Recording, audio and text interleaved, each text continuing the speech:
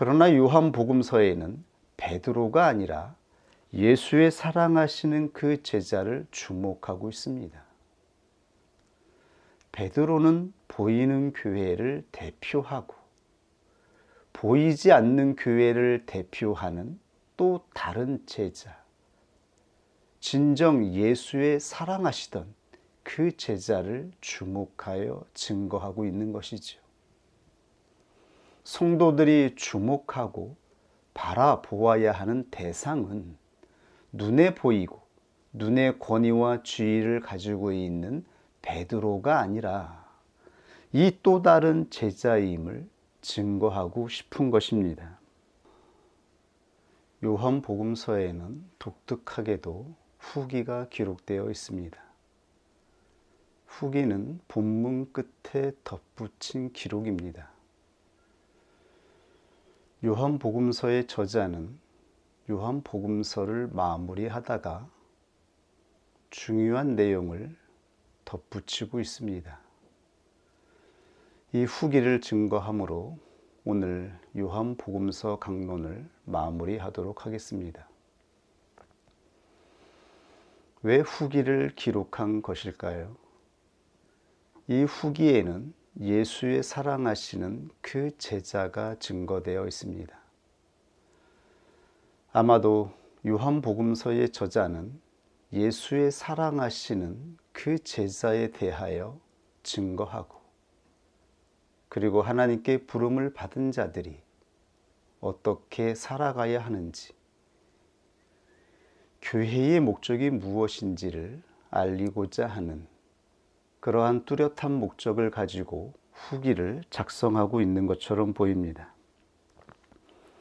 예수의 사랑하시는 그 제자가 누구일까요?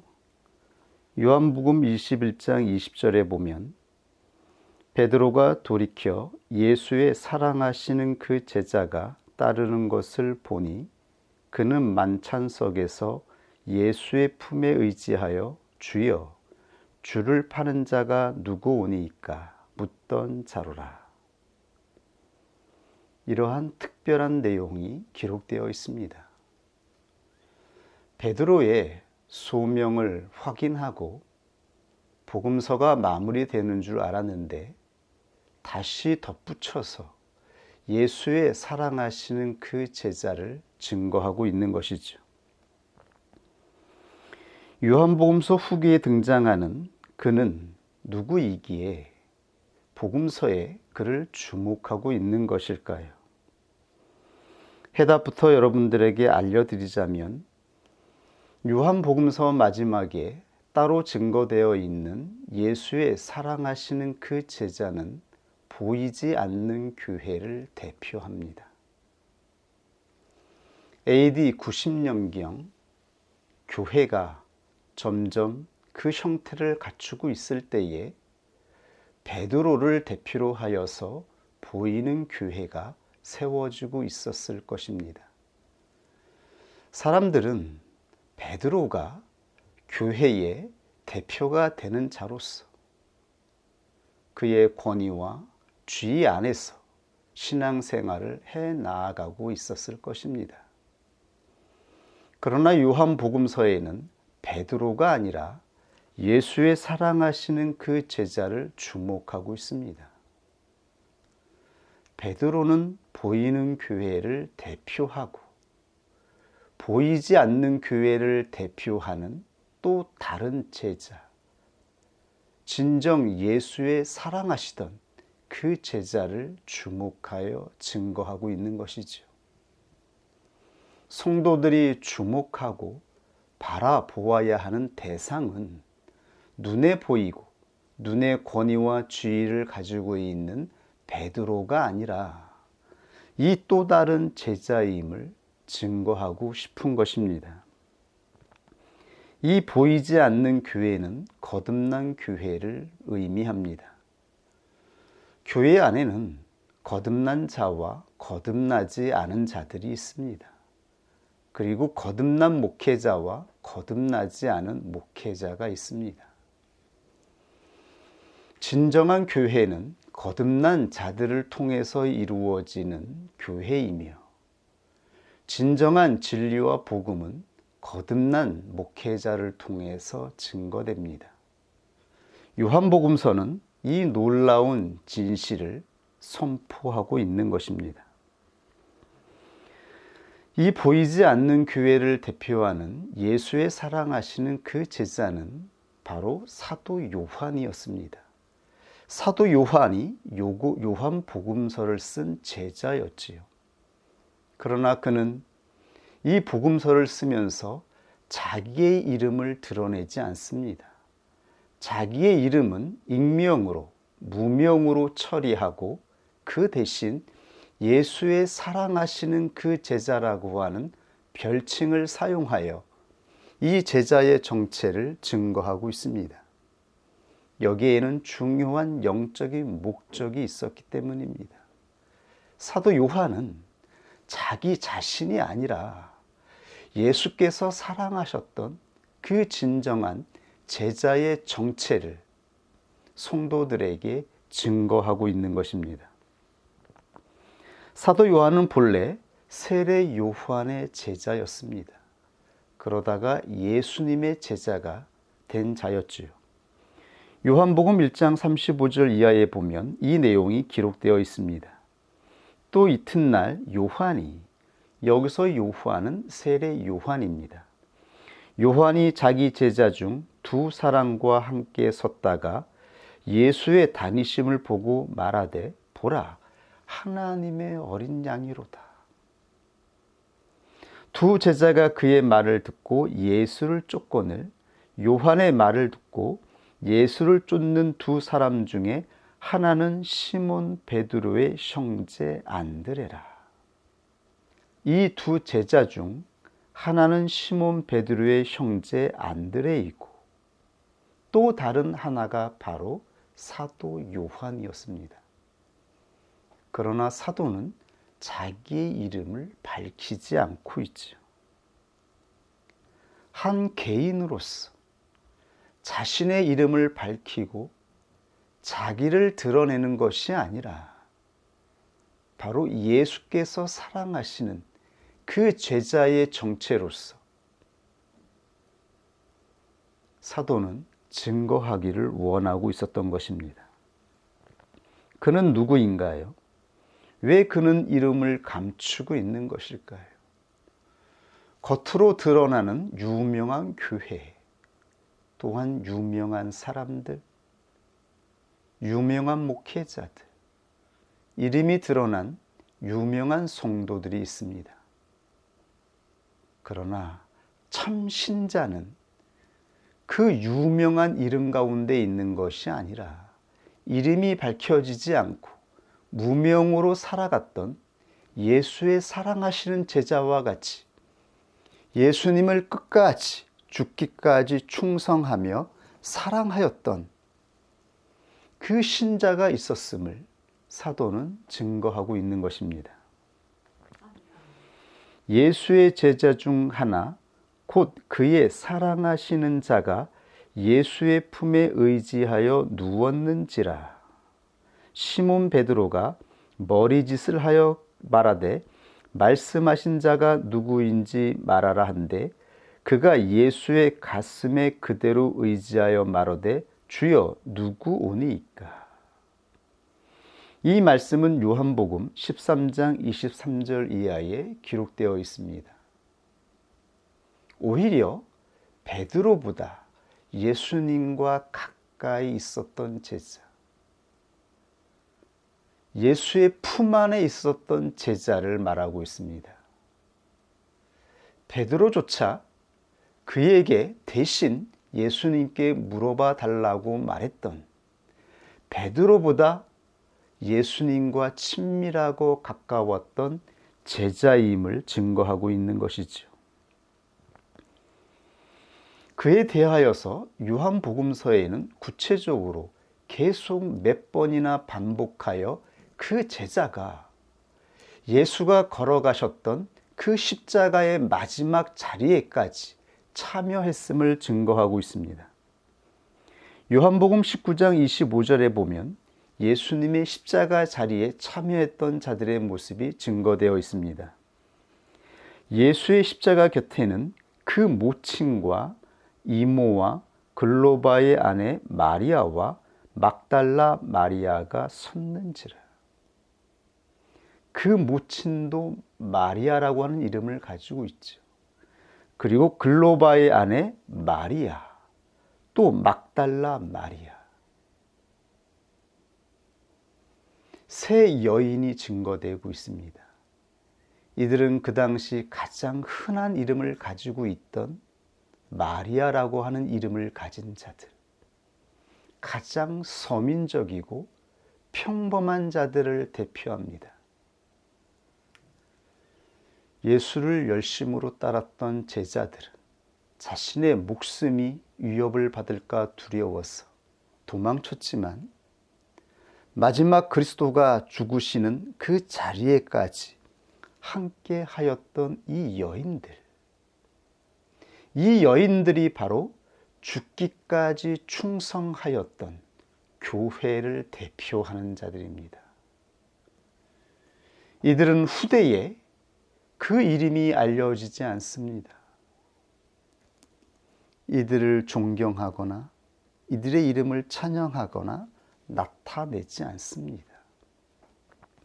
공개적으로 나타내는 것은 베드로의 이름이며 사도들의 이름이지만, 그러나 죽기까지 충성하여 예수 그리스도의 십자가를 따라갔던 이 여인들이 바로 하나님이 보시는 거듭난 교회임을 말씀하고 있는 것입니다. 지위와 권위, 그리고 그 어떤 기득권이나 신과 권세를 가지고 있지 않습니다. 그러나 누가 그리스도의 십자가의 자리에까지 따라가서 자기의 목숨을 아랑곳하지 않고 죽기까지 그리스도를 따르고 있습니까?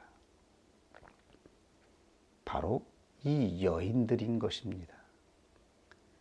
이들을 보시고 예수님은 아주 의미 있는 영적인 메시지를 증거하시지요. 다음과 같습니다. 예수께서 그 모친과 사랑하시는 제자가 곁에 섰는 것을 보시고, 제자들 중 유일하게 예수 그리스도의 십자가의 자리에까지 따라갔던 그 제자가 바로 예수의 사랑하시던 그 제자였습니다. 그 제자의 실명은 바로 사도 요한이었습니다. 그러나 사도는 자기의 이름이 아니라 자기의 이름은 익명으로 증거하고 그 대신 예수의 사랑하시는 제자를 증거하고 있습니다. 그 이유는 다음과 같습니다. 예수께서 그 모친과 사랑하시는 제자가 곁에 섰는 것을 보시고 모친께 말씀하시되 여자여 보소서 아들이니이다 하시고, 또 제자에게 이르시되 보라 내 어머니라 하신대 그때부터 제자가 자기 집에 모시니라. 주님은 모친을 향하여 여자여, 성경에서 중요한 은유로 사용되는 이 여자여라고 하는 이름으로 선포합니다. 성경에서 이 여자는 언제나 어머니 교회를 의미합니다.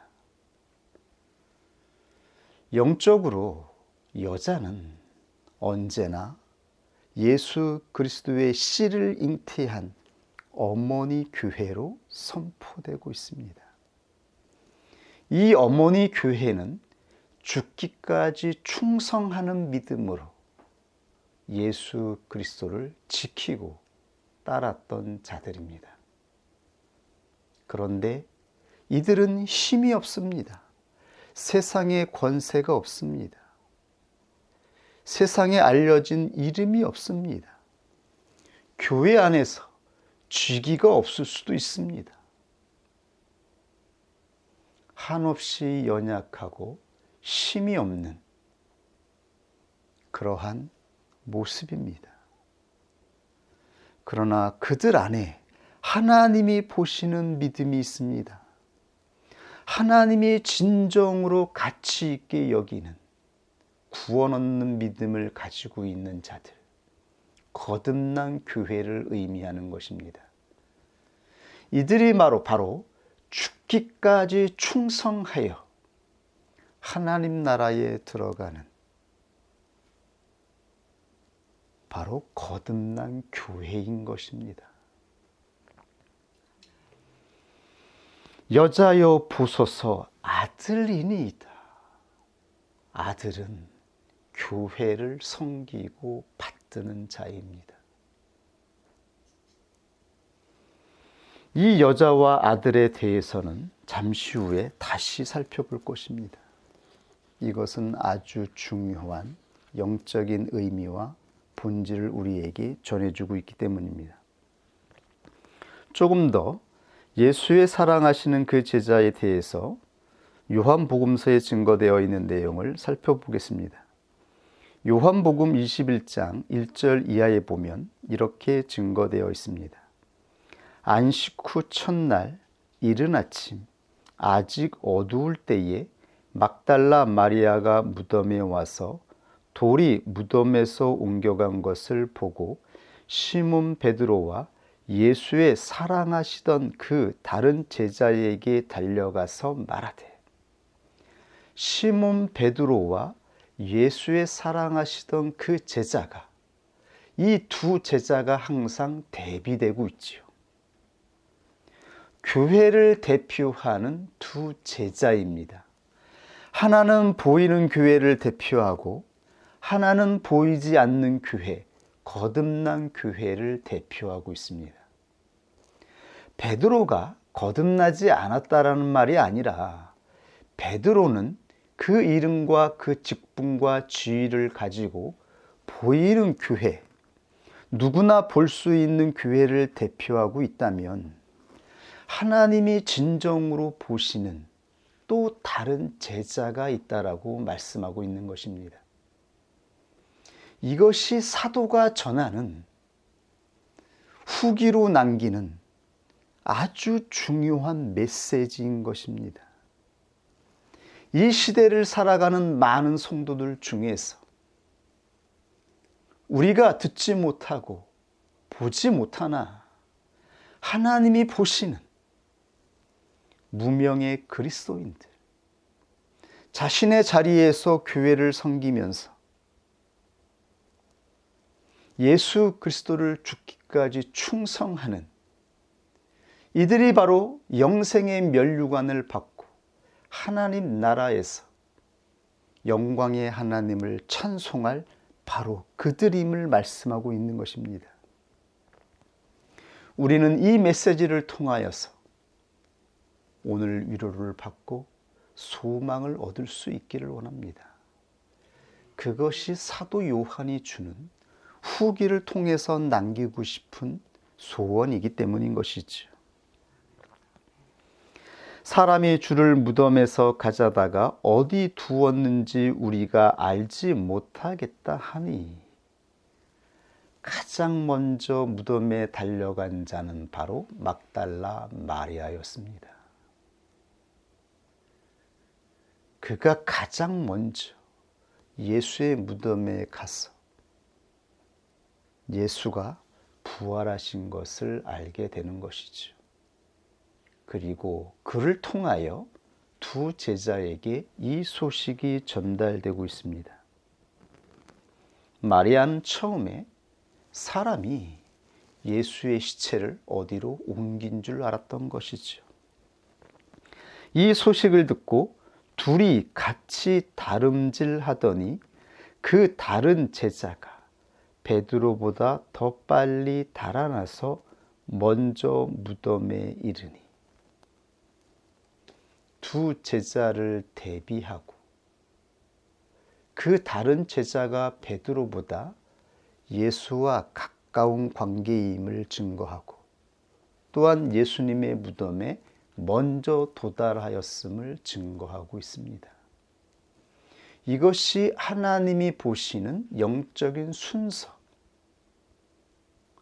하나님이 보시는 또 다른 보이지 않는 하나님이 주시는 면류관임을 말씀하고 있는 것입니다.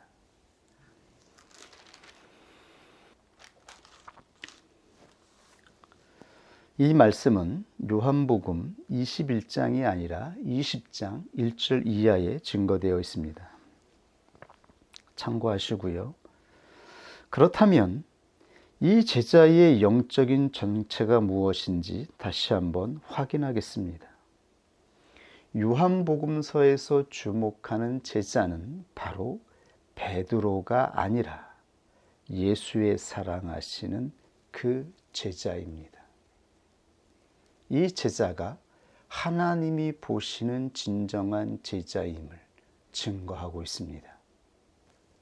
살아계신 하나님께서 보시는 제자가 있음을 우리는 확신하여야 합니다.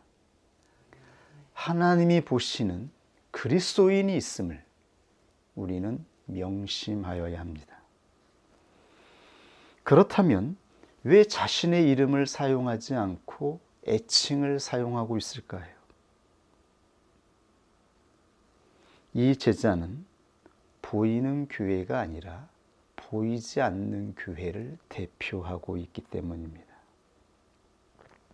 거듭난 교회를 대표합니다. 그리고 그리스도는 사랑하시는 그 제자를 십자가의 자리에서 아들로 선포하십니다. 그리고 여자를 맡기십니다. 여자가 바로 어머니 교회임을 선포하고 있습니다. 아들은 어머니 교회를 책임지고 섬기는 자입니다. 죽기까지 충성하는 그 믿음을 가진 제자. 이 제자는 아들로서 어머니 교회를 지키고 모셔야 할 것임을 말씀하고 있는 것이지요. 세상의 기득권과 교회 안에서 그 어떠한 자리도 없는 연약한 위치를 가지고 있는 거듭난 교회, 하나님 앞에 죽기까지 충성하는 이 거듭난 교회를 지키는 자가 바로 아들이라고 선포하고 있는 것이죠. 택자가 교회를 섬기는 아들로 성취되고 있습니다. 사도 요한은 단순히 자기 자신을 사도로서가 아니라 마지막 예수님이 죽으시는 그 십자가의 자리에서 하나님이 부르신 자가 어떻게 아들로 성취되며 이 아들의 사명, 아들의 목적이 무엇인지를 증거하고 있습니다. 우리는 아들이 되어 어머니 교회를 책임지고 섬기는 자가 되는 것입니다. 거듭난 교회를 지키고 보호하는, 보존하는 그 놀라운 거룩한 의무를 받고 있습니다. 여자와 아들은 성경 창세기부터 시작된 구속사의 영적인 의류를 담고 있습니다. 최초 복음이 창세기 3장 15절에 선포되었습니다. 그 복음은 바로 이러합니다. 내가 너로, 여기서 너는 뱀이죠. 선악과를 따먹게 한 아담과 하와를 유혹하였던 뱀과 아담과 하와를 향하여 하나님께서 주셨던 구속의 영적인 복음이 선포되어 있습니다. 하나님은 이렇게 선포하였습니다. 내가 너로 여자와 원수가 되게 하고 하와를 여자로 대표로 하여서 선포하고 있죠.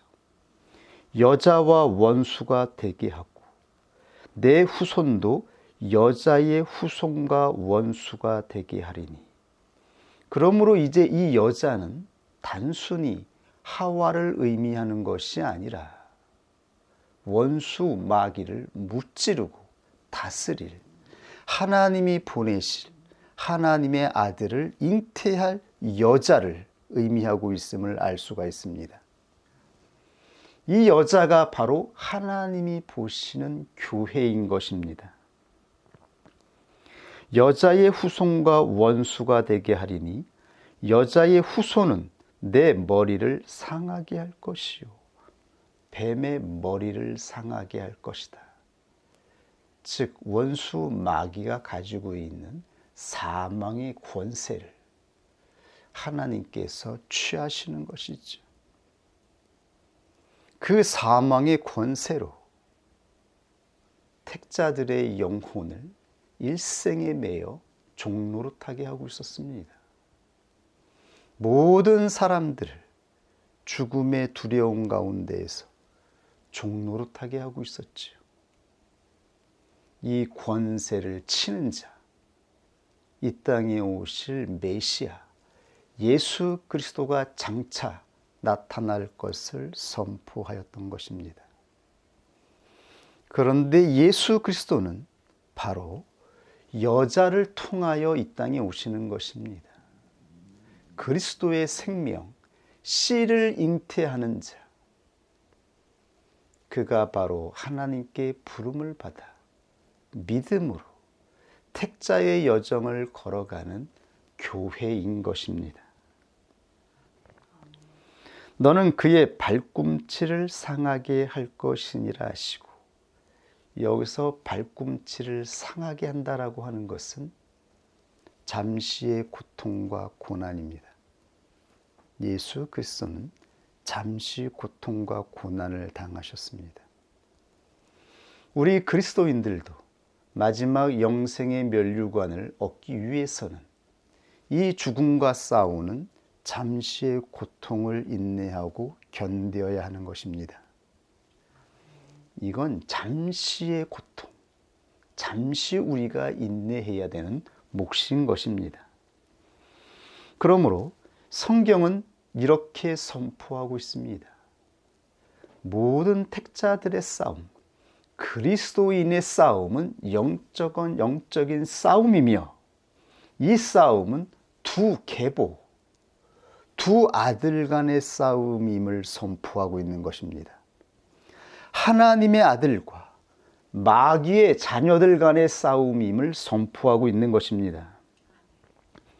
그러므로 사도 요한은 요한복음서를 남기시고 요한서신서를 남기셨으며 요한계시록을 남기셨습니다. 요한복음서를 통하여 사도는 예수 그리스도를 선포하시고 증거하였습니다. 그리고 그리스도를 따르는 자들은 바로 예수 그리스도의 계명을 지키는 자들, 그리스도가 남기신 사랑의 계명을 지키는 자들임을 말씀하였습니다. 이 사랑의 계명은 그리스도가 걸어가신 십자가를 따라가는 것으로만 지킬 수 있습니다. 그들이 곧 하나님의 아들이며 그리스도의 영을 가진 자임을 확증하고 있는 것입니다. 그리고 계시록을 통하여 죽기까지 충성하는 거듭난 교회를 향하여 끝까지 인내하라고 말씀하셨던 것입니다. 끝까지 인내하는 자들, 그들이 거듭난 교회이며 그들이 영생의 면류관을 얻게 될 것임을 말씀하신 것입니다. 이것이 영적인 싸움입니다. 그러므로 요한일서 3장 9절 이하에 하나님께로서 난 자마다 죄를 짓지 아니하나니, 여기서의 죄는 예수 그리스도를 부인하지 않는 것, 그리고 그 현실은 그리스도가 남기신 계명을 지키는 것. 사랑을 이루어내는 것. 끝까지 견디고 인내하여서 예수 그리스도를 신뢰하는 그 신앙으로 죽기까지 내 자신을 부인하여서 한 영혼을 사랑하는 계명을 지켜내는 것.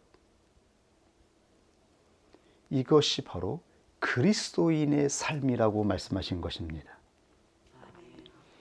하나님께로서 난 자마다 죄를 짓지 아니하나니 이는 하나님의 씨가 그의 속에 거함이요 거듭남입니다. 하나님의 씨가 있는 자들, 그러므로 하나님의 영이 있는 자들은 하나님의 계명을 끝까지 붙잡고 나아갈 것임을 말씀하신 것이죠. 저도 범죄치 못하는 것은 하나님께로서 났음이라. 즉 거듭난 생명을 의미하고 있는 것입니다. 거듭난 생명으로 드디어 장차 아들이 되어질 때에 그는 바로 하나님이 보시는 교회를 지키는 자요 보존하는 자로서 그는 자기의 직무를 다하게 되는 것입니다. 그러므로 하나님의 자녀들과 즉 거듭난 자와 마귀의 자녀들이 나타나나니, 여기서 마귀의 자녀들은 추상적인 개념을 말하고 있는 것이 아닙니다. 즉 육체의 본성을 따라 육체의 욕망과 육체의 소욕을 따라서 나타나는 인격, 그것이 바로 원수 마귀의 인격인 것입니다. 원수 마귀의 인격으로 나타날 것이냐, 끝까지 참고 견딤으로 말미암아 거듭난 자의 인격으로 성취되느냐, 이것이 그리스도인들에게 주어진 영적인 싸움이라고 말씀하고 있는 것입니다. 이것이 우리의 싸움입니다. 눈에 보이는 교회를 아름답게 짓고 사람들을 많이 모이게 하고 겉으로 성장하는 것처럼 보이는 것으로, 또한 권세와 권위를 나타내는 것으로 증명되는 것이 아닙니다. 유대 민족은 하나님을 섬기는 자들이었습니다. 그러나 그들은 유대 민족, 유대교를 지키기 위해서 예수 그리스도를 십자가에 못 박아 죽였습니다. 대제사장과 바리새인과 서기관들이 여기에 동조하였으며 유대교를 믿고 있던 수많은 사람들이 여기에 참여하였습니다. 그들의 목적은 보이는 유대 종교를 지키는 것입니다. 그러므로 이 싸움은 선명합니다. 보이는 교회, 사람들이 짓고 만들고 권세를 나타내는 보이는 교회를 지키는 것이냐, 아니면 보이지 않는 교회, 하나님이 보시는 교회를 위해서 죽기까지 하나님 앞에 신뢰로 나아가느냐. 여기에서 거듭난 자의 인격과 육체의 인격이 선명하게 나타나는 것입니다. 그 누구도 속일 수 없고 부인할 수 없는 인격으로 자신 안에 있는 것이 무엇인지를 증명하고 하나님 앞에 심판을 받게 되는 것입니다. 이것이 우리의 영적인 싸움인 것입니다. 그러므로 요한복음서에서 예수의 사랑하시는 그 제자는 부름을 받은 자들이 그리스도가 행하신 표적을 보고 구원 얻는 믿음으로 영적인 출애굽을 하여서 바로 그들 안에 있는 씨가 점점점 자라서 아들이 되는 것. 아들이 되어서 어머니 교회를 섬기는 자로 성취되는 것. 이것이 바로 하나님이 보시는 교회임을 증거하였던 것입니다. 하나님이 우리를 부르셔서 택자로 인쳐주시고 우리 안에 거듭난 생명을 주신 것은 우리에게 주신 광야를 통하여 성화되기를 원하시는 것입니다. 성화된다라고 하는 것은 우리 안에 있는 육체의 본성의 의지, 이 작용을 다스리고 부복하게 만들어서 우리 안에 있는 거듭난 씨가 아들이 되기까지 자라게 하는 것입니다. 이것이 성령의 놀라운 역사인 것입니다. 오직 보혜사 성령을 받은 자들은 자신 안에 있는 생명을 알게 될 것이며 성령을 통하여 우리의 육신은 파쇄되고 부서지나 하나님이 기뻐하시는 놀라운 새 인격이 창조되고 있음을 알게 될 것입니다. 그리고 이 소망을 붙잡고 끝까지 인내하여서 마리아라고 하는 새 여인이 예수 그리스도의 십자가 바로 앞에서 자신의 죽음, 목숨을 내놓고 자리를 지켰던 것처럼 예수의 사랑하시는 그 제자가 끝까지 그리스도가 십자가를 지고 죽으시는 그 자리를 지켰던 것처럼 우리도 이 믿음으로 하나님이 주시는 생명의 면류관을 인치는 자로 마지막에 남게 되기를 소망합니다. 이 소망을 가지고 기도하며 함께 나아갈 수 있기를 원합니다. 아멘. 우리 하나님이 주신 말씀 앞에 함께 기도하겠습니다.